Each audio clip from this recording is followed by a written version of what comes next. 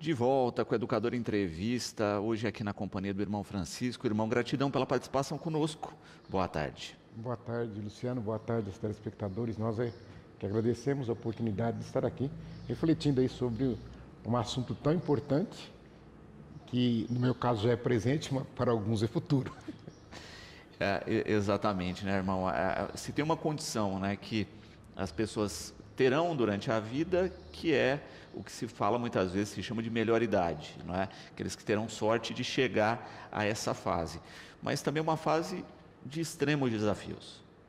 Muitos desafios, porque nós não nos preparamos para isto, né? Infelizmente, o nosso país um discurso um pouco ufanista nas décadas de 80 e 90. Somos um país da juventude, somos jovens. Esqueceram que os anos passam e que nós envelhecemos, né? Se eu era adolescente na década de 60, e hoje eu não sou mais adolescente, eu sou um idoso. E quando você fala dos desafios, na medida em que nós não preparamos pelo próprio decurso do tempo, nós temos ainda também, não vou dizer agravante, mas é uma notícia boa, que é em relação à expectativa de vida, né? Eu me lembro muito bem, quando criança, era muito difícil você ver um idoso acima dos 60, era um ou outro que chegava a essa idade, porque geralmente a expectativa de vida das pessoas era 50 e poucos anos. E hoje, graças a Deus, essa expectativa aumentou, e aumentou por uma série de circunstâncias, principalmente as questões médicas, os tratamentos de doenças que muitas pessoas vinham a óbito antigamente e que hoje são tranquilamente tratáveis, e que as pessoas então prolongam a sua vida. Então isso tudo fez com que houvesse no topo da pirâmide esse aumento de pessoas que fazem parte desse grupo chamado de terceira idade. Essa é uma preocupação. Infelizmente, as políticas públicas estão correndo atrás agora. Uhum.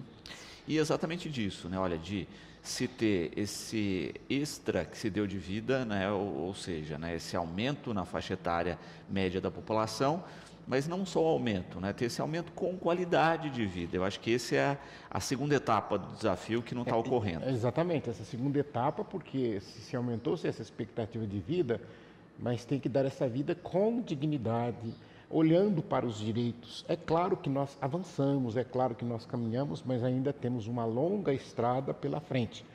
E ela é muito complicada ainda, porque ela envolve vários setores, né, da sociedade como um todo, seja da iniciativa pública, seja da iniciativa privada, envolvendo familiares, laços afetivos. Então, é uma coisa muito complexa de se trabalhar, mas que são desafios que estão aí para serem enfrentados. Nós não podemos fugir deles, né? A gente sempre diz assim, a ONU, na década de 90, né?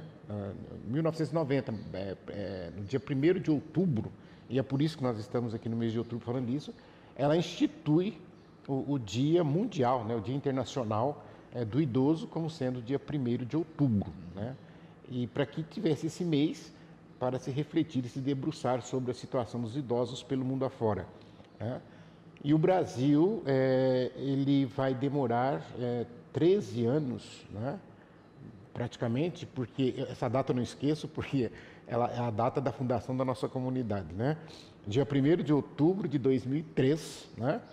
Então, nós temos a lei, que é o Estatuto do Idoso, no caso do Brasil especificamente. Então, se nós já tínhamos o Dia Internacional, então passou-se também a falar do Dia Nacional do Idoso. E depois, como nós temos vários meses temáticos, né?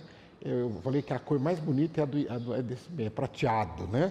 Porque realmente o cabelo fica prateado, então, que mostra, eu costumo dizer, né? Muita gente fala para mim, né? Por que você não tinge o cabelo, né? Eu falo, gente, eu me orgulho do cabelo branco, ou prateado, como queiram, porque eu acho assim, quando você vê uma pessoa com seus 70 anos, 70 e poucos anos, de cabelos brancos, principalmente às vezes ainda em atividade, ela traz história, ela traz um tesouro muito grande de tudo que ela construiu, seja a sua família, seja no seu trabalho.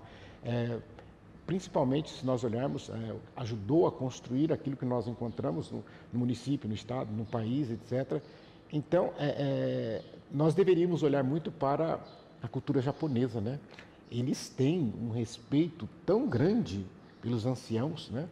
Porque veem neles uma pessoa onde se deve reverência, onde se deve respeito, e isso não só nas políticas públicas, mas de uma maneira geral até na forma de se tratar essas pessoas na rua, de se cumprimentar, de se conversar, e isso é incentivado principalmente para as crianças, né? E aí nesse aspecto principalmente nós temos que avançar muito ainda, né? Infelizmente é muito comum às vezes a gente ver do trânsito, né? Quantos as pessoas deveriam parar o carro para um idoso atravessar, mas elas buzinam, elas xingam, porque o idoso ele tem, às vezes pela própria questão da idade ou de alguma doença, às vezes a dificuldade do andar, a dificuldade própria de muitas outras coisas, e que as pessoas não têm paciência para isso, né? Por exemplo, você quer fazer uma experiência, começa a observar o atendimento aos idosos. Eu não estou falando dos atendentes, eu estou falando às vezes do próprio público que está em volta, seja numa loja, seja numa lotérica, seja num banco, né? Apesar de termos as filas preferenciais, né? Mas as pessoas não têm paciência, às vezes nem os próprios idosos, porque a pessoa idosa ela tem aquela dificuldade de entendimento, ela tem a dificuldade de manusear, por exemplo, um app no celular, ela tem dificuldade, às vezes, de achar a moeda, de contar o dinheiro, de entender o que é a operação que está sendo realizada. E as pessoas nesse corre-corre, elas começam, às vezes, a ofender essa pessoa, não tem paciência. Então, tudo isso precisa ser realmente pensado, e o mês próprio para isso, não que a gente deva fazer isso só em outubro, você deve fazer direto, todos os dias do ano todo. Mas pelo menos que nesse mês nós nos debrucemos sobre isso, sobre a situação do idoso. E olha que eu estou aqui assim falando de maneira genérica, porque quando a gente fala do Estatuto, lá no artigo 3º do Estatuto traz um elenco de direitos dos idosos. E quando a gente começa a olhar esses direitos, é claro, temos aqueles direitos que são de todos, mas especificamente aqui nós estamos falando dos idosos, né? Então, o primeiro que vem é o direito à vida, e vida com dignidade. No Evangelho se fala vida com abundância, né? Mas vida com dignidade. Então, ou seja, que o idoso ele possa ter direito de viver e de viver bem. E nós ainda falamos que ele possa ter respeitado o declínio natural da sua vida. E aí também morrer com dignidade, né?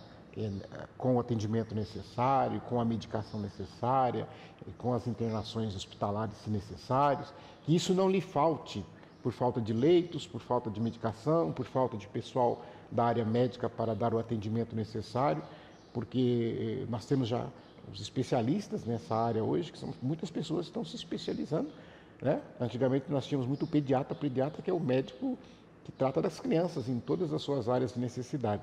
Hoje nós temos o geriatra, né? Que é uma coisa que muita gente não aceita, ainda tem preconceito, né?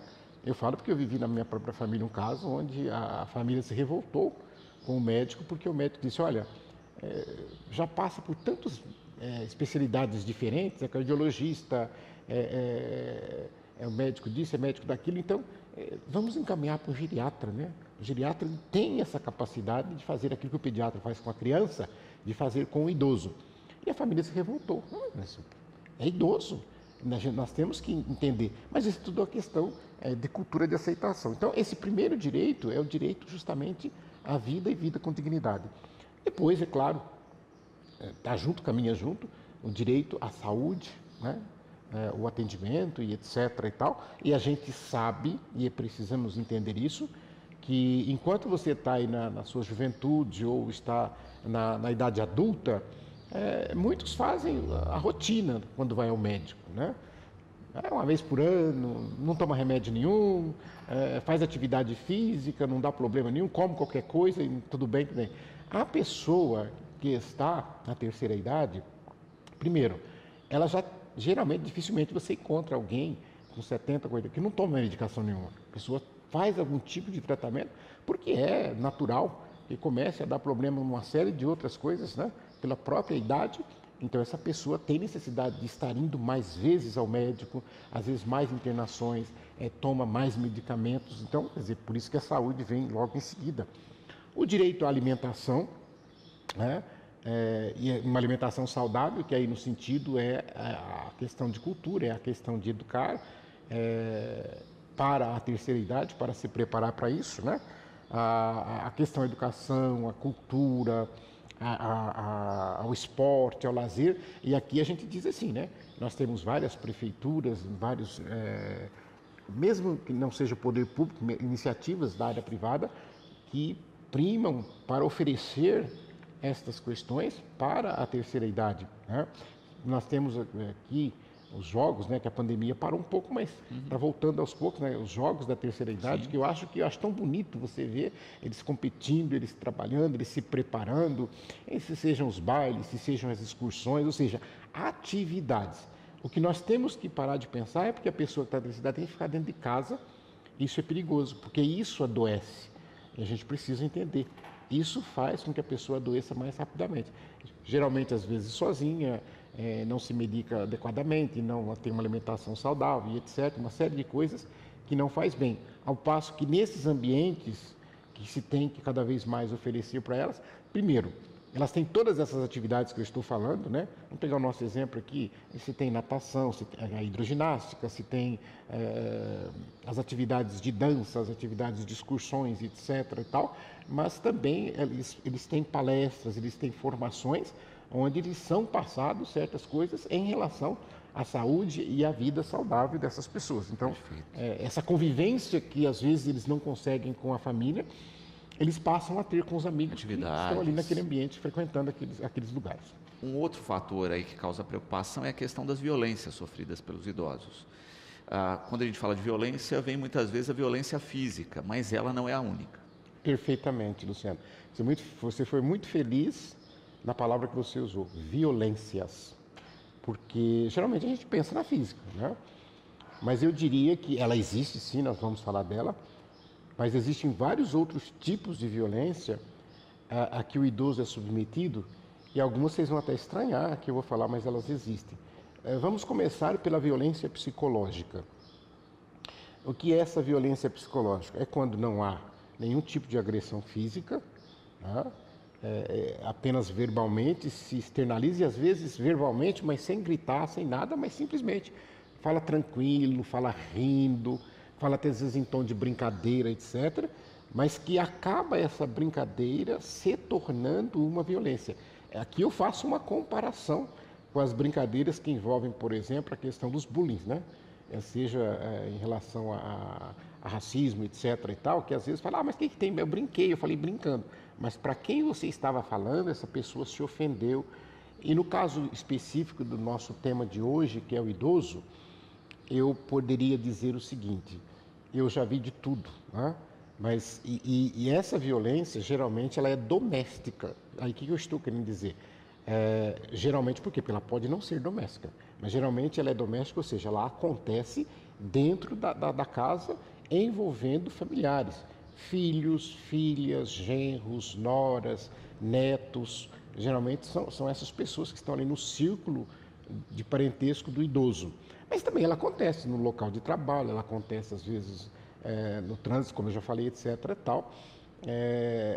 E ela vai em que sentido? Por exemplo, quando eu falei de brincar e etc. e tal, que ofende a pessoa psicologicamente, por exemplo, imagine um idoso que às vezes está com um problema de locomoção, que não consegue andar, então está na cadeira de roda, ou então às vezes nem na cadeira de roda está acamado, e o filho, ou quem toma conta, ou o cuidador, ameaça de que eu vou deixar você sem banho, eu não vou te dar comida se você não fizer isso, você vai ficar sem ver televisão, né, que às vezes é a única coisa que ele pode divertir, ele é ver uma novela, ou ver um filme, um futebol, e ele vai, você vai ficar sem ver o teu time, mas para final você não vai ver, eu não te dou o controle, e a pessoa não consegue sair da cama para pregar o controle.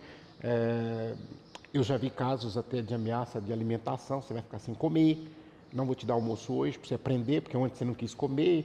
Então, ou seja, são coisas desse tipo que traduzem essa violência psicológica. Agora, eu deixei por último para dizer que é a pior de todas, o pior ato de violência psicológica que você pode fazer com o caso do idoso, seu parente ou não, é a ameaça, porque aí já caracteriza também uma ameaça de internação. Coloque-se no lugar do idoso, né? E o filho chegar, o filho ou a filha, que aquele idoso às vezes trouxe no ventre, carregou no colo, sustentou, ficou noites no hospital, criou, tirou da boca para poder formar numa faculdade, etc.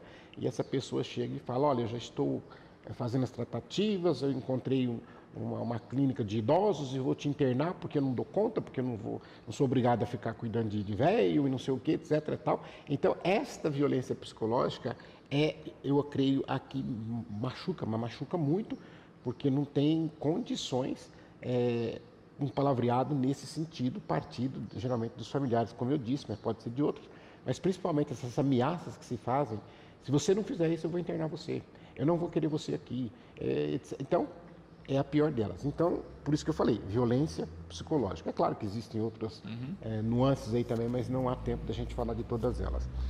No segundo lugar vem a violência física. E o idoso, ele é muito parecido com a criança, tá? Com a criancinha lá de 2, de 3, de 4, de 5 aninhos. Ele é muito parecido. Primeiro porque a criança, ela tem duas coisas para se olhar. Ela é manipulável às vezes, e o idoso também passa a ser manipulado, às vezes pelo cuidador, pelo filho, por quem toma conta. E eles são verdadeiros, a criança também às vezes é verdadeira. Às vezes a criança fala as coisas, e aquilo que ela está falando é tão absurdo que a gente não acredita. E o idoso também. Então, às vezes, quando o idoso verbaliza a violência física, geralmente o culpado já vai dizer, não, está com problema de cabeça, está com Alzheimer, está com amnésia, está com não sei o quê, ou seja, ele vai usar a própria idade da pessoa ou alguma comorbidade que ela tenha contra aquela verdade que ela está falando, que ela está gritando socorro, porque ela está sofrendo uma violência física. Às vezes, essa violência física, ela não aparece. Às vezes você procura no corpo da pessoa, você não vai encontrar sinais dela. Mas ela, por outro lado, também aparece porque, assim como eu falei da criança, o idoso também tem a pele muito sensível, né?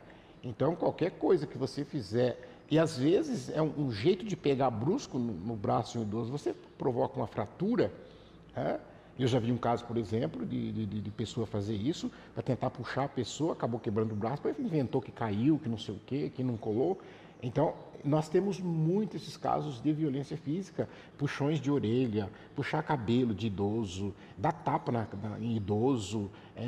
Então, são coisas que acontecem e que a gente falando nesse mês do idoso para refletirmos sobre isso. Então, você que tem idoso em casa, nunca faça isso. E se você não faz, toma cuidado com as outras pessoas que estão ali também, porque elas poderão, de repente, estar fazendo isso e você não está percebendo. E o idoso, por medo de represálias, ele silencia. É como a criancinha lá atrás que eu falei. Ou ela fala, ou então ela às vezes silencia, porque ela sabe que pode vir represália. Então, o idoso sabe que se ele falar para alguém, depois esse alguém vai embora, quem vai ficar com ele ali é aquela pessoa que praticou a violência física. Então, ele acaba ficando quieto, não fala nada. E se alguém pergunta, ele nega. Não aconteceu nada, me trata bem, imagina, não sei o que, etc. Tal. O que eu falei que vocês iam estranhar, mas que tem também, violência sexual. Existe. É uma coisa horrível, nojenta, né? Mas nós temos também esses casos, que eu falo que chamo isso de barbaridade, principalmente quando se envolve familiares, mas às vezes não é familiar, às vezes é pessoas de fora, mas que praticam certos tipos de violência sexual envolvendo os idosos, aproveitando da sua situação de vulnerabilidade. São coisas graves, são coisas feias que eu estou falando aqui, que você talvez esteja assustado aí do outro lado, mas que acontece, que é verdade e que a gente tem que ficar muito atento em relação aos idosos que estão conosco. Outro tipo de violência, Luciano, é chamada violência afetiva. Então, olha só para vocês verem. Eu já falei de violência psicológica, violência física, violência sexual. E o que caracteriza essa violência afetiva? É o abandono, né? A violência afetiva é aquele filho que sequer visita a mãe. Eu tive um caso, não aqui, mas em Ribeirão Preto esses dias, atendendo uma pessoa, que o filho mora num bairro ao lado e faz 8 anos que ele não vai à casa da mãe. E não porque tem obrigado, porque tem, simplesmente não vai. Ele não está nem aí. Então a mãe fala, às vezes eu ligo, falo com a minha nora para ver como é que tá meus netos, tal. Ela fala que tá tudo bem e tal, mas que os fins de semana tem que passear, tem que viajar, tem que não sei o quê, tem que ir para no ônibus, e acabam não. Então isso é abandono, né? Então ele não tá, essa pessoa idosa, ela não está precisando de nada. Ela tem comida, ela tem casa, ela tem cuidador, ela tem tudo. Mas afetivamente ela necessita da presença daqueles que ela ama. Então, mesmo se você falar que, mas eu não amo minha mãe, eu não amo meu pai, eu não gosto do meu avô, não gosto da minha avó, mas eles gostam de você. Então, pelo menos a sua presença, pelo menos um aperto de mão, um abraço, isso vai fazer um bem para ele em todos os sentidos da existência dele. Então, a violência afetiva, ela vai perspassar não só a casa, as famílias e etc. e tal, mas também aqueles casos onde nós temos internações. E aqui eu já quero abrir um parênteses, eu vou falar só mais um tipo de violência, mas eu queria abrir um parênteses para dizer o seguinte, não se trata aqui simplesmente de culpar os familiares, tá? Eu já deixo bem claro, quando um idoso parente está internado, ou o pai, ou a mãe, ou o avô, avó, tio, sei lá, não importa. Por quê? Porque existem casos que não tem outra saída. Não que seja que o filho queira ou que o parente queira, mas ele não tem condições de cuidar. E aquele idoso, às vezes, ele está com um quadro que ele precisa de cuidados 24 horas, ou seja, ele precisa de uma pessoa que fique com ele. E isso vai encontrar, seja nos centros específicos, como nós temos aqui a geriatria da Santa Casa, quando são casos mais graves, né? Que às vezes a pessoa precisa de sonda, a pessoa precisa de algum aparelho que só o pessoal da área médica sabe manusear. Então você não tem como isso dentro de casa, é oxigênio, é não sei o que, etc. E tal. Então não culpem. E mesmo nas casas geriátricas, ou que a gente chama de LPI, que são as instituições de longa permanência de idosos, nós temos alguns idosos que eles estão por uma série de questões que também não se dá para querer culpar os familiares, não é isso. Mas aí entra a questão do abandono afetivo, da violência afetiva, ou seja, vai visitar. O fato do seu tio, da sua tia, do seu avô, da sua avó, do seu pai, da sua mãe estarem em uma ILPI, não impede você, dos finais de semana, ir lá com eles, levar um presente, conversar, bater um papo, abraçar. Eles ficam felizes e quando não vão, eles cobram, eles perguntam para a gente. E principalmente por quê? Eles vivem num ambiente coletivo. Então vamos pegar a nossa ILPI. Se são 15 idosos, então eu tenho homens e tenho mulheres, então está lá 5 mulheres e 10 homens, por exemplo. Aí vamos pegar as mulheres, que são mais... a mulher ela tem a mais aflorada essa questão afetiva, né? Então, aí 3 delas recebem visitas, vai os netos, brinca, pula no colo, vó e os filhos, e vai lá, aquela alegria. Às vezes vai no café da tarde, leva bolo de aniversário, leva sorvete, etc. E tem 2 que não recebem ninguém, mas elas têm. Então, aquele momento ali, você vê que elas choram, escorre lágrima, porque ela está olhando para a outra receber e tal, e os filhos dela não foram, etc. Tal. Então, isso é uma violência também. E o último tipo de violência que eu vou falar, existem outras nuances, mas não vamos falar de todas. O último tipo de violência, Luciano, que também é gravíssimo, é nojento também, é asqueroso, é a violência financeira. Né? E aí você encontra de todos os tipos. Tem para todos os gostos, infelizmente, né? Porque nós temos hoje está aí o escândalo aberto, com uma CPI apurando a questão, que no primeiro momento eu achava que era só consignado, né? Porque eu falava, meu Deus do céu, será que estão falsificando a assinatura e fazendo empréstimo no nome deles, etc. E tal, que depois se descobriu que isso é coisa mínima. Tem, mas não é o grosso. O grosso são os descontos indevidos, né? Um desconto que a pessoa não sabia por quê. Às vezes, quando eu vou no banco, eu fico, principalmente na Caixa Econômica, às vezes eu fico observando. O idoso entra com a bengalinha, com andador, com uma dificuldade terrível. E ele chega na beira do caixa, e muitos deles, coitados, na inocência, eles não sabem, não têm acesso a essa tecnologia. E se tem um funcionário do banco, o funcionário do banco atende perfeitamente, tal, mas às vezes é um horário que não tem, etc. Ele pede para a pessoa que está do lado, às vezes, para alguém, você não me ajuda aqui, etc. Tal, eu quero sacar. Aí a pessoa diz, mas quanto que a senhora quer sacar? Ela quer sacar tudo. O que é tudo? É tudo. Eu não sei o que é tudo. Se ela recebe R$ 1.500 por mês, se tiver 1.450, tudo não vai ser 1.500, vai ser 1.450. E 50 foi descontado, porque ela nem sabe, ela não vê, ela não acompanha. E aí nós vimos que isso foi uma montanha russa, foi milhões e milhões. Isso é uma violência contra o idoso.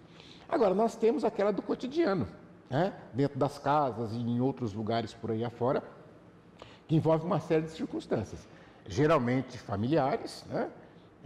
Que às vezes pegam o cartão do idoso e tem que pegar mesmo, que às vezes o idoso não tem condição, às vezes não enxerga mais, não anda, né? Ou está interditado, às vezes, tem uma interdição judicial e o curador tem que ficar com esse cartão. Mas não utiliza esse recurso para as coisas do idoso. Exatamente. Aí ele pega o cartão, por exemplo, eu tenho idosos, é claro, não é o caso de falar quem é claro, mas eu tenho idosos que estão recebendo R$ 400 por mês. Aí você pergunta para eles, estão pagando R$ 600, R$ 700 de mensalidade de empréstimo, que não foram eles que fizeram, eles não sabem quem fez. É claro, foi um parente, foi um filho, foi o curador, foi alguém que estava ali tomando conta, fez empréstimo no nome dele e pegou o dinheiro, usou para outras coisas, ou então pega o dinheiro, recebe e compra outras coisas, não compra um remédio, não compra uma roupa para o idoso. Então, ou seja, isso a gente chama da violência financeira contra o idoso. E tem outra coisa, não em tão grande escala como essa, mas também aparece muitas vezes, que é a questão dos usuários. Infelizmente, nós temos muitas pessoas que são usuários do entorpecente e que eles veem no cartão do vô, da avó, da tia, às vezes da mãe, dependendo da idade, né, do usuário, ele vê uma chance ali de manipular para pegar dinheiro com aquele cartão, para fazer um empréstimo, pagar suas dívidas de droga e etc. E tal. Então, olha para você ver como que o idoso fica à mercê de todas esses tipos de violências que nós falamos.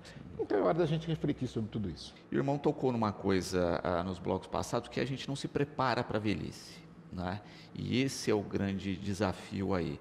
A gente falou que alguns ainda têm acesso à previdência, à aposentadoria, algum benefício, mas que muitas vezes não cobrem os custos, né, irmão?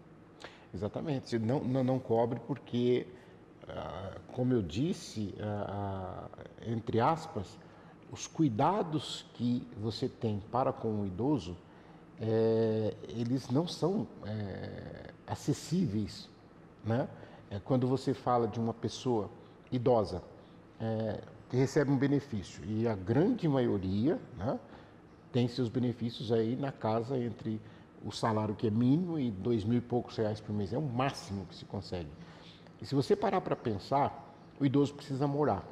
Se ele não tiver uma propriedade no seu nome, se não tiver conseguido isso, você já pega metade disso aí para um aluguel. E não será uma casa que ofereça condições, mas metade disso aí vai. E aí, a partir daí, você vai a questão do vestuário, você vai a questão do transporte, você vai a questão de alimentação, você vai a questão de IPTU, você vai... Porque IPTU, por exemplo, o idoso não tem isenção de IPTU? Não. Só se alguma prefeitura fizer alguma linha nesse sentido, mas eu desconheço, né? Aí você tem a questão da energia elétrica, você tem a questão da água, uma série de coisas que ele vai ter que pagar. E esse dinheiro não dá. E aí entra naquilo que é o mais crucial para ele, que é a medicação. Muita gente vai dizer, mas a rede fornece. Sim, graças a Deus, pelo menos aqui onde nós estamos, nós podemos elogiar, mas a gente sabe que nem todas as realidades são assim. E também vai ter aqueles casos onde, uma vez ou outra, você não vai encontrar aquele medicamento que você precisa dele naquele momento, que não dá para esperar chegar, você precisa daquele medicamento, e aí você vai ter que gastar das suas economias, e aí você não as tem. Tem a questão das fraldas, né? Por mais que existam programas e etc., que são louváveis, mas não dão conta, muitos reclamam da qualidade, uma série de outras coisas, né? Então, o idoso fica nessa berlinda, tá? Porque não adianta querer cobrar dele por que ele não fez durante a vida uma poupança para guardar, para gastar na velhice? Gente, ele já passou a vida dele ali fazendo conta para educar os filhos, para manter os filhos, etc. e tal. Como é que vamos cobrar dele agora? E digo mais ainda, isso me assusta, Luciano, porque às vezes a preocupação que a gente vê de alguns governos, isso daí não é privilégio brasileiro, porque o mundo afora enfrenta às vezes o mesmo desafio, é a questão de olhar o idoso como algo não produtivo, algo não lucrável, o idoso só dá despesa e etc. e tal, ele não produz, etc. Por quê? Porque não preparou-se políticas para isso. Porque eu costumo dizer o seguinte, dá uma olhadinha em torno de você, quantos e quantos idosos estão em plena atividade, né? É claro, não dá para você querer cobrar do idoso como eu, que eu vá trabalhar de servente e pedreiro. Primeira enxadada que eu der vai dar um infarto, o coração vai parar. Mas eu dou aula, por exemplo, né? Vai fazer 40 anos agora, esse ano que vem, que eu dou aula. Então, quer dizer, tranquilamente, uma coisa que eu gosto de fazer, uma coisa que me ajuda no orçamento doméstico, familiar. Então, quer dizer, a gente precisaria encontrar essas alternativas para que pudessem falar. Sair do discurso que, infelizmente, às vezes a gente encontra, de que o idoso vai tirar a vaga do outro, não sei o quê, etc. Tal. Gente, não é muito bem assim. Primeiro, eu acho que vocês que são da imprensa acompanham muito mais que nós. Nós tivemos agora a última divulgação dos números de desemprego, nunca teve tão baixo. Quer dizer, então existem vagas. Sim. E o contrário é que está acontecendo. Nós temos a dificuldade de encontrar pessoas primeiro, segunda coisa, são duas coisas. Pessoas que queiram. Segundo, pessoas que tenham habilidade técnica, formação, etc. e tal, para poder trabalhar nessa área. E aí, porque, por exemplo, se você pega, eu preciso de alguém para trabalhar aqui, a pessoa tem que ter, no mínimo, um curso básico de cuidador para saber como pegar um idoso, colocar na cadeira de banho, como trocar uma fralda, para não machucar, justamente por isso. Então, quer dizer, olha quantas nuances nós temos para estar olhando nesta questão, que a gente vai estar trabalhando ali com uma pessoa que está em situação de vulnerabilidade. E aí eu acrescento, Luciano, uma coisa, que aí é um caso que a gente tem que parar e pensar. Quando nós falamos do afetivo, tá? Por mais que às vezes possa haver algum tipo de violência e tal, mas está morando com a família, está em casa, está ali, etc. E tal. Agora, nós temos um fato que nos preocupa, porque está crescendo, que são os idosos em situação de rua. Porque, veja bem, a gente usa até uma expressão para algumas pessoas, às vezes não idosas ainda, às vezes pessoas de 50 anos, tal, mas que faz 30 anos que está na rua. Aí eu costumo dizer para a gente tenta cuidar, tenta fazer encaminhamentos, né, com o pessoal da técnico, e aí eles geralmente se usa essa expressão: você saiu da rua, mas a rua não saiu de dentro de você, porque é como se ele tivesse encarnado aquele tipo de vida. E aí então você imagina, esta pessoa que vive nessa situação, primeiro, ela às vezes tem todos os vínculos afetivos rompidos. Ela não tem vínculo nenhum mais. Ela não sabe onde mora o pai, a mãe, ela não sabe se morreu, se está vivo, ela não lembra endereço, ela não tem telefone, e fica aquela luta. Eu tenho um monte de pessoas comigo que a gente fica fazendo diligências para cá e para lá, para tentar encontrar um parente, para tentar encontrar algum rastro, né? Para tentar ver se resolve esse problema. Agora você imagina, essa pessoa, mesmo que ela, para ficar institucionalizada, é muito difícil. Porque às vezes, eu sempre falo por onde passo. Eu morei na década de 70 em São Paulo, na Grande São Paulo. E naquela época, a gente via, Luciano, principalmente na Marginal Tietê, na Cruzeiro do Sul, aquilo que eu chamaria, entre aspas, de pessoas em situação de rua que seriam raiz. Na época se falava morador de rua. Raiz, o que significa isso? Era aquele pai de família ou aquela mulher que às vezes ele não tinha vício nenhum, nem cigarro de papel ele pitava.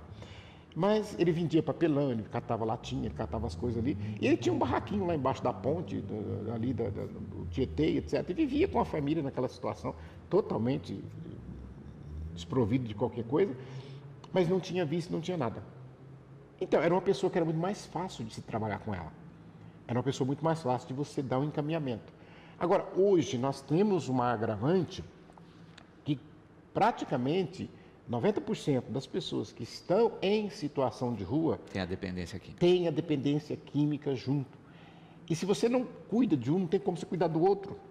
Então, quando você pega essa pessoa, eu vou citar um exemplo, né? Tem um idoso, o idoso foi para a UPA, a pressão subiu, etc., vai internou, ficou no hospital, etc., tal, ele sai, ele desintoxica, ele volta para onde? Para a rua. Porque ele quer usar. Então, é essa dificuldade que nós temos hoje. E, atrelado a isso, aí não é só com idosos, mas já que nós estamos falando dos idosos, né, a gente sabe que a pessoa que, por um longo período, ela faz uso de entorpecente, ela não usa a mesma quantidade sempre, a tendência é sempre ir aumentando. Eu sempre falo para usar como exemplo a bebida alcoólica, né, que praticamente quase todo mundo bebe, todo mundo sabe como é que é, né?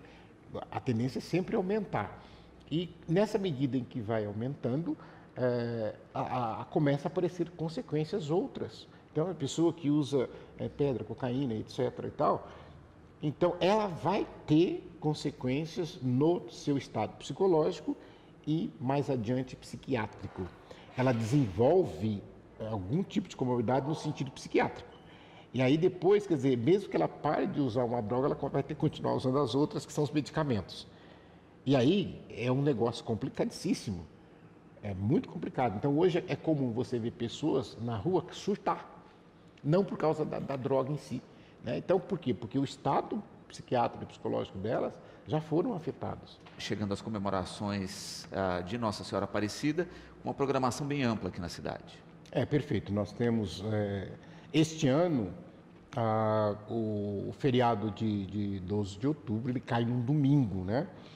Então, como no domingo todas as paróquias da nossa cidade já têm as suas missas, suas programações normais nas capelas, nas comunidades, etc. e tal, então algumas coisas foram mantidas, porque já é o próprio domingo mesmo, e algumas paróquias fizeram algumas modificações.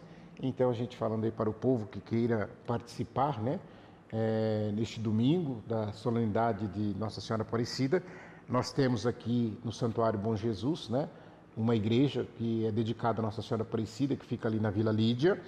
Então nós teremos ali missa às 8 horas da manhã do domingo, depois às 10 horas também da manhã no domingo, na igreja de Nossa Senhora Aparecida. E depois, à noite, às 18 horas, nós teremos lá no Santuário Bom Jesus, né, a bênção das imagens e também a venda das velas para a procissão com a imagem de Nossa Senhora Aparecida. Depois nós temos, no caso da paróquia da Imaculado Coração de Maria, Nossa Senhora de Fátima, eu não vi a programação especial, então eu creio que sigam os horários normais que vocês já estão acostumados dos finais de semana. E na paróquia São Sebastião, ela também tem uma igreja dedicada a Nossa Senhora Aparecida, que fica aqui justamente no bairro onde nós estamos, que é a Vila Cruzeiro. Nós temos então ali, e vai ter um tríduo que começou ontem, né, às 19h30, com a Santa Missa. Ele segue hoje, quinta-feira e sexta-feira, sempre às 19h30, com a missa na igreja de Nossa Senhora Aparecida. No sábado tem a missa festiva na Matriz São Sebastião à noite. E depois, no domingo, nós temos às 7h30 da manhã, a missa solene de Nossa Senhora Aparecida, lá na Capela do Estreito, Santana do Estreito. Depois nós temos também às 9 horas, que é o horário tradicional, na missa na igreja de Nossa Senhora Aparecida, na Vila Cruzeiro. Depois às 10h30 tem o terço, também na igreja de Nossa Senhora Aparecida. E à noite, às 18 horas, nós temos a procissão que sai da igreja Nossa Senhora Aparecida, aqui da Vila Cruzeiro, e segue em direção à Matriz São Sebastião, encerrando com a Santa Missa. E na paróquia Santa Rita, né, nós temos o tríduo também, que começa hoje às 19 horas, na igreja Matriz, que tem a missa e a adoração ao Santíssimo. Depois, amanhã, às 19 horas, na igreja de Nossa Senhora Auxiliadora. No sábado, nós temos a missa às 4h30 da tarde no cemitério. E depois, às 17h45, na igreja de São Cristóvão, encerrando o tríduo de Nossa Senhora Aparecida. No domingo, nós temos às 8 horas da manhã a missa na igreja Matriz. Não teremos missa nas comunidades, será na igreja Matriz às 8 da manhã. Depois, ao meio-dia, outra missa também na igreja Matriz. E nessa missa terá a consagração. E depois, às 18 horas, nós teremos missa e procissão na igreja de São Francisco, que fica ali no bairro do Francisco Pupim. E nestas missas, né, como a gente já é uma tradição, também domingo é o dia da criança, né, o nosso abraço a toda a criançada, a paróquia vai distribuir aí as balas para as crianças, seus saquinhos de bala, que já foram arrecadados, que já estão sendo separados, para todas as crianças que estiverem presentes nessas missas durante o dia 12, que é o dia de Nossa Senhora Aparecida, e também o dia da criança. Irmão, gratidão sempre, não é, pelas informações, pelos esclarecimentos, e fica o convite aqui sempre para interagir e participar do programa. Nós é que agradecemos a oportunidade de estar refletindo sobre um tema tão importante, até porque eu me encontro dentro dele agora, e também para estar divulgando as atividades da nossa igreja.